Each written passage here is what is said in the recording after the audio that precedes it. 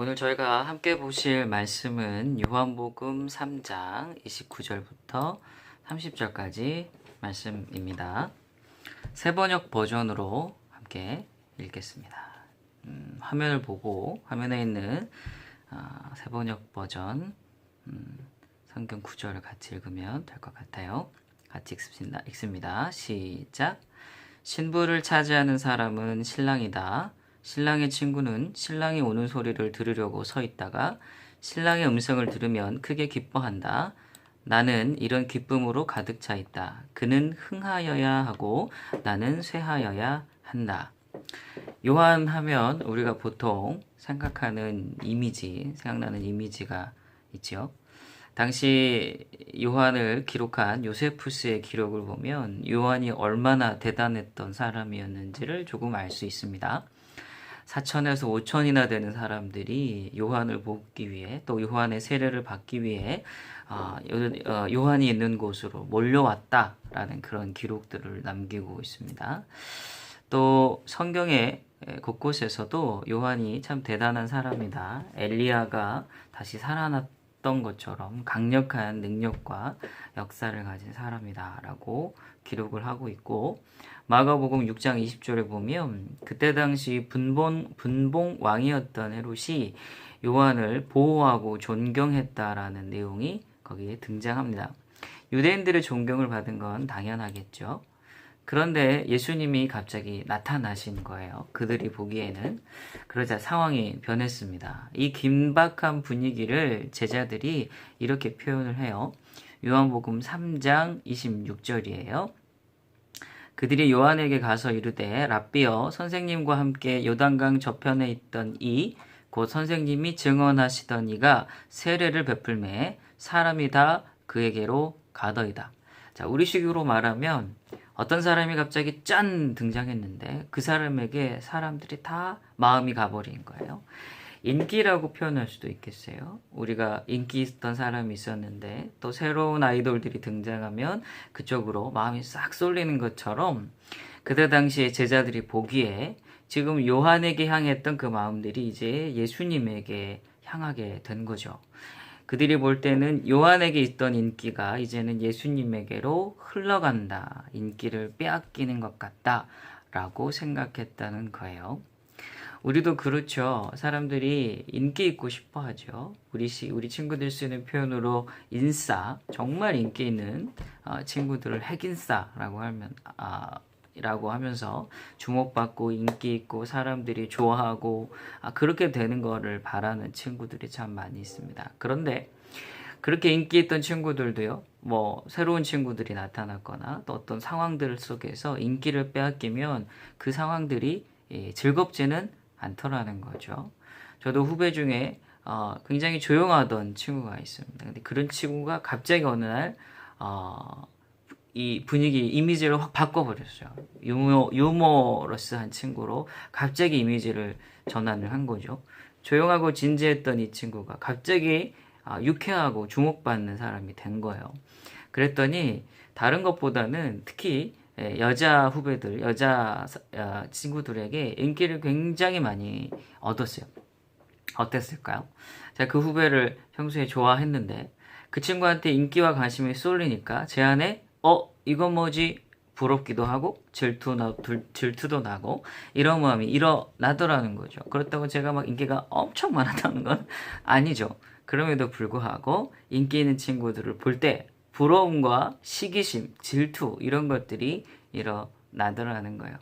그런데 우리가 기억해야 되는 게 인기라는 건 오래가지 않아요. 유명한 연예인들 10년 전, 20년 전부터 유명했다가 지금까지 계속 유명한 사람들도 소수 있지만 대부분의 사람들은 이제는 사람들의 기억 속에 잊혀지는 경우도 많이 봐요. 심지어 그 인기 때문에 인기가 없음 때문에 과거에 화려했고 주목받던 삶에서 이제는 사람들의 관심 밖으로 벗어나 버린 것 때문에 자기의 생명을 끊고 그렇게 되는 이야기들도 뉴스에서 종종 보죠. 그것이 인기라는 것이 그런 거예요. 사람들의 주목을 받고 사람들이 좋아해주고 따라가는 거, 그게 있으면 잠깐 도움이 되겠죠. 기분이 좋을 수 있어요.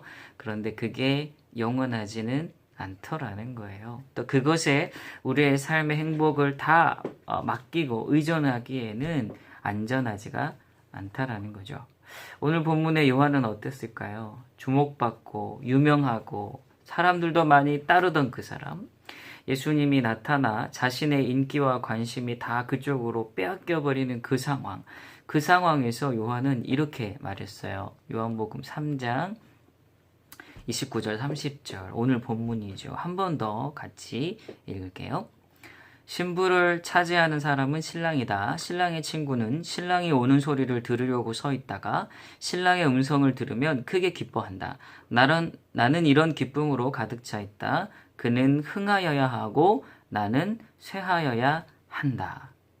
자, 여기 보면 29절 후반에 자신은 기쁨으로 가득 차 있다라고 표현을 하죠.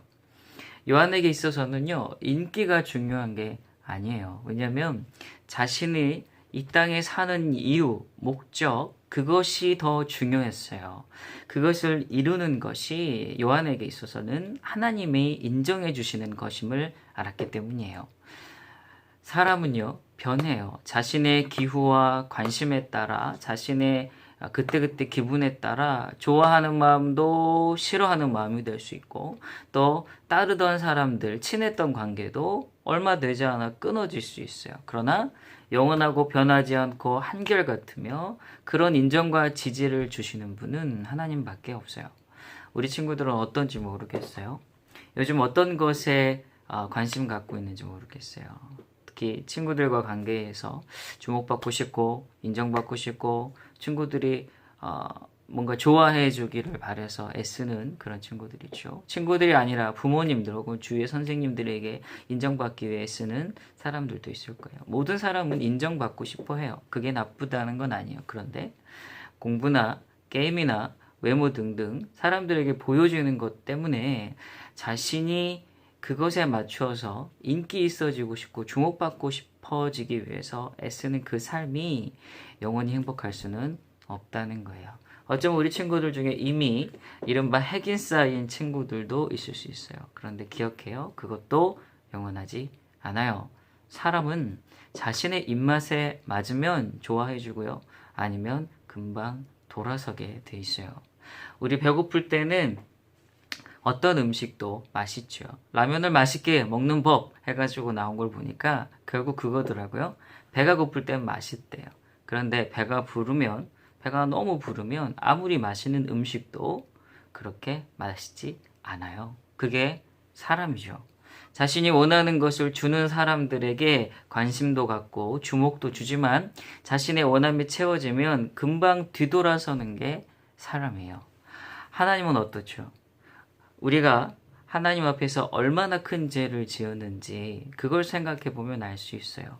도대체 얼마나 큰 죄를 지었기에 자신의 아들을 십자가에서 처참히 죽여야 했을까요? 그게 바로 우리의 죄 때문이죠. 그런데 도대체 얼마나 우리를 사랑하셨기에 자신의 아들을 대신 죽이셔야 했을까요? 그게 우리를 향한 사랑이에요. 하나님은요, 우리가 가장 엉망인 순간에서부터 지금까지 우리를 사랑했어요. 하나님 우리가 어떻기 때문에 사랑하는 게 아니고 우리의 존재, 우리가 있다는 것 자체를 사랑하세요. 그래서 그 하나님은 사람들이 다 등 돌리고 떠나도 우리의 성적이 떨어지고 외모가 추해지고 실력이 떨어지고 게임을 잘 못하고 그래서 여러 가지 이유로 사람들이 나를 떠나는 그때에도 나를 있는 그대로 봐주시고 지지해 주시고 사랑해 주시는 분이시고 그리고 그 사랑은 영원합니다. 인기 때문에 친구들이 나를 좋아해 주지 않아요. 사람들이 나를 인정해 주지 않아요. 뭐 성적 때문에 외모 때문에 또 집안의 어떤 분위기들 뭐 여러 가지 것들 때문에 나도 인기 있고 싶고 주목받고 싶고 사람들이 나를 알아봐 줬으면 좋겠고 이런 것 때문에 고민하는 친구들이 있는지 모르겠습니다. 그런데 오늘 본문을 통해서 그거 하나를 꼭 얻고 갔으면 좋겠어요.